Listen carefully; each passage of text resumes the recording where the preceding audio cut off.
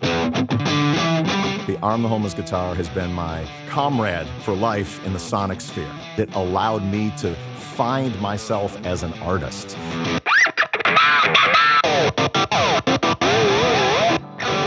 The Arm the Homeless guitar is responsible for Bomb Track, Bullet in the Head, Know Your Enemy, Fistful of Steel, People of the Sun, Bulls on Parade, Viet Now, Down Rodeo, Guerrilla Radio, Sleep Now in the Fire. It was the guitar on which I wrote the riff from Cochise, Doesn't Remind Me, and Like a Stone. It's the guitar from playing Ghost of Tom Joad with Bruce Springsteen. All of my solo records, there's 22 albums on which Arm the Homeless guitar is featured. Every tour from 1988 to 2025, it's the Arm the Homeless guitar.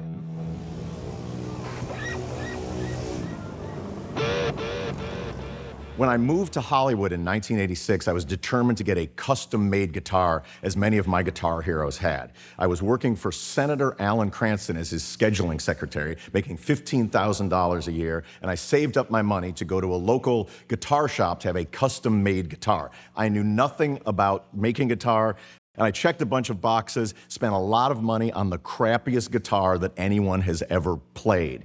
It was super disappointing. It was unplayable. It sounded absolutely terrible. So through the years, I changed everything about the guitar. The only thing that remained from that original guitar was the body of wood. I changed the neck a number of times, changed the pickups, the electronics, the whammy bar, every configuration, until I finally, and this is probably towards the end of 1988. So I spent one day in a Hollywood rehearsal studio, maybe about 4 hours, dialing it in as best I could, and I finally just gave up. This is the equipment I've got. This is the sound that I have. It's not what I envisioned at all, but this sound is just going to be my sound. I'm not going to worry about it ever again. I'm going to be creating with the instrument that I have, not continuing to worry about an instrument that I don't have. And that guitar is the Arm the Homeless guitar, that from that day in 1988 to 2025, I've played at every show and has been on every record I've ever recorded with exactly that guitar and those particular amp settings on that particular day. It was in 1991 when the Arm the Homeless guitar really came into its own. My previous band had broken up. It was the fledgling days of Rage Against the Machine, where I began self-identifying as the DJ in the band. Until then, I had run the race of every other 80s metal shredder, and I kind of had that technique together, but we were playing a gig in the San Fernando Valley with 2 cover bands. We were the opening up for 2 cover bands, and each of those cover bands had a shredding guitar player that just play his ass off, and I was like, I don't need to be like the third hamster in the third hamster wheel running the same race that everybody else is running. So I decided, at the time I was practicing like 8 hours a day, scales and Yngwie Malmsteen and Steve Vai and Randy Rhoads stuff. And I decided that I was going to switch my practicing to the eccentricities in my playing. And I was no longer going to be practicing scales for 8 hours. I might be practicing animal noises for 8 hours or helicopter sounds for 8 hours. And I began paying attention to my environment. Once I started practicing my eccentricities is when a whole new world of sounds opened up that started to sound like me. If you're practicing police helicopters, you may not sound exactly like police helicopters. But if you're practicing police helicopters, you're not going to sound like Eddie Van Halen anymore. If I was at the LA Zoo, I'd listen to the surroundings and try to like create some of the animal noises.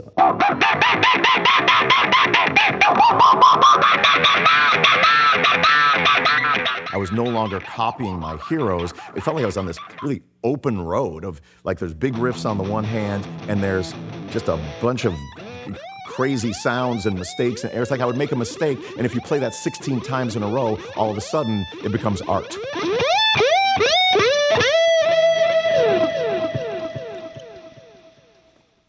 So, I mean, why the Strat shape? I was trying to fit into that kind of Sunset Strip heavy metal world. Like, I greatly admired Steve Vai, who rocked on a Strat, Stevie Ray Vaughan. I thought, okay, maybe I can sort of, if I work hard enough, sort of add my name to that list of people who play with the Strat-shaped guitar. That was really the principal thing. One of the worst things about my guitar originally was the neck. It was just an unplayable baseball bat. And I went through countless iterations of necks between 86 and 88. The neck that I finally found, and the one that they've recreated, I identically on the homeless guitar. I found in a bin of used necks at a place called Nadine's Music on Santa Monica Boulevard. Literally like a bin, like you put a bunch of umbrellas in a bin. There was a bunch of guitar necks in there, and I picked one out that sort of felt pretty good to my hands, slapped that on. From that day to this, that was probably got to be like 1987 or so when I first put that neck on. And again, it was an off-brand, knockoff neck that just felt right to me, and is what I worked with in every gig and every record since. So one of the sort of signature things in my aesthetic world are putting the guitar strings in backwards so they float around here like bumblebees. I'll tell you why. I was in Libertyville, Illinois, where I grew up, a beginning guitar player, like 17, 18 years old. And I thought it looked cool to have my guitar strings kind of sticking up like that. And another much more accomplished guitar player at the school looked at me disparagingly and scoffed and said, "Brother, like, cut your damn string. Like, what do you think? You're in the hottest band in town?" I was not. And he said, "Cut your strings." And in shame, I cut my strings. Years later, I was in a band called Rage Against the Machine in Los Angeles. And without being too, so overstating, we were the hottest band in town. So I'm gonna put my strings up and leave them there from now on.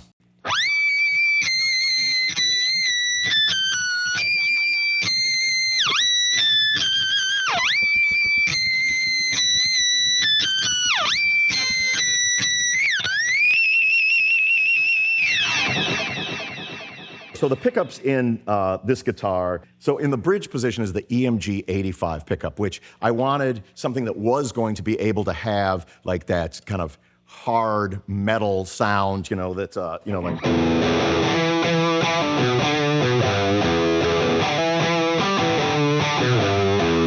It was gonna like have like the sort of the sustain for solos and the power for big riffs for the that was going to be like, give me the metal that I needed. However, in the neck position pickup is the EMG H, and it's basically it's a single coil pickup disguised as a humbucker. I loved the early Led Zeppelin records. Some of the greatest riffs of all time are done like on a Telecaster with a single coil pickup. And to me, it was like sort of the springiness of that sound and the way that, like Brad Wilk and Timmy C and I play together that created a heaviness that was very, very unique. A lot of times, I think that guitar players think that they have to have the most manly, alpha, distorted sound in order to be heavy. That's not the trick. It's like the tone, the chemistry of the people you play with. And so with this pickup, there was a springiness to the tone, a funkiness to the tone with the way that I played that has made fields of people bounce up and down over the course of the last 3 decades.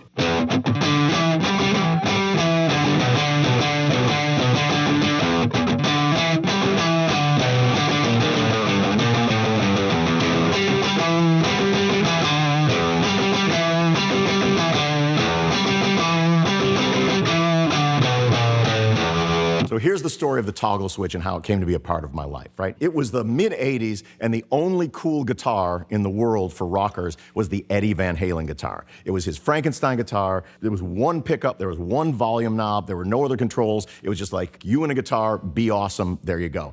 I didn't have that guitar. I had a guitar with a whole bunch of knobs and a whole bunch of, I had a toggle switch. And anyway, I was in college, and my roommate, who was a big opera fan, he always hated my metal tastes, and I was always playing metal songs. And then one day, I started messing around with this toggle switch, which I was burdened with. Like, it was the least cool thing possible. And I started messing around with it, and this is exactly what I played that caused him to come into my room and go, "Dude, did you buy a keyboard too?" Like, with disdain and disgust. It was,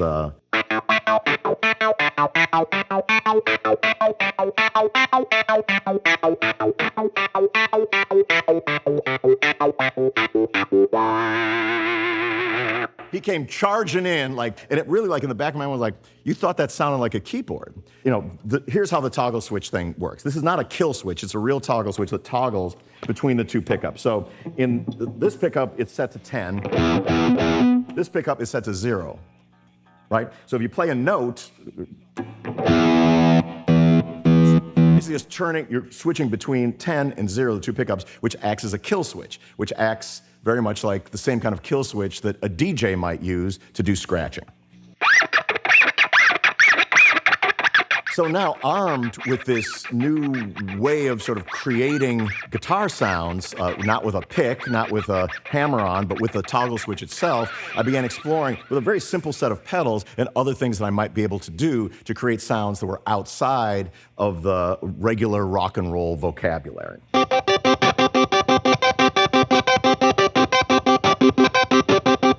This guitar became my collaborative partner in creating a whole new mood board of sounds that then I could use in my work with Rage Against the Machine and afterwards.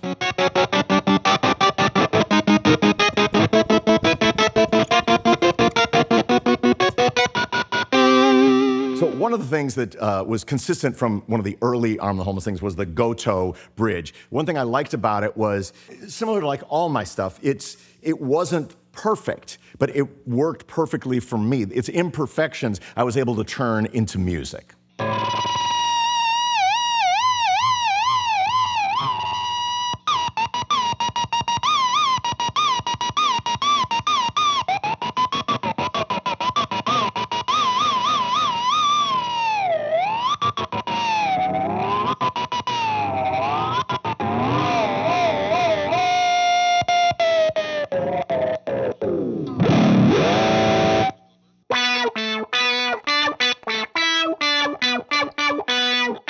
So when I had the guitar originally made, I wanted something that was going to personalize it. And the only thing I can draw are hippopotamuses.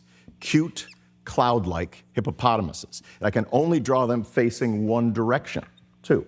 I can't make them face the other way. So I thought, that's what I'll have on my guitar. So I drew these hippos on the guitar, they got painted on, and then it was before a Rage Against the Machine show at the Whiskey. I was sitting in my apartment, and it felt like perhaps in this situation, white, fluffy hippos might not be enough to match the moment. And with Sharpie, I just scrawled Arm the Homeless on the guitar, and that would have been in maybe January of '92, something like that. And every 6 months to a year or so, I have to redo it with the Sharpie. So one of the things I love was sort of the juxtaposition. I'm a big fan of like the Situationists and Paris '68 and provocative slogans. They have sort of a poetic ambiguity to them when they're matched up with unusual things. So the idea of arming the homeless with a bunch of hippos, like in some ways encapsulates my essence and my playing. Woody Guthrie wrote "This Machine Kills Fascists" on his guitar. That's sort of the first time, from that day to this, that was a huge inspiration, was your message can be something that is not just in the notes you play, not just in the words you say, but it can be something, the guitar itself can be an artistic canvas to express your feelings. So what I would hope someone would get out of this guitar is two things. One is, if you like the music that I have played with Rage Against the Machine, with Bruce Springsteen, with Prophets of Rage, in my solo work, that you have an instrument that is identical to the one that I played and wrote my contributions to those songs on.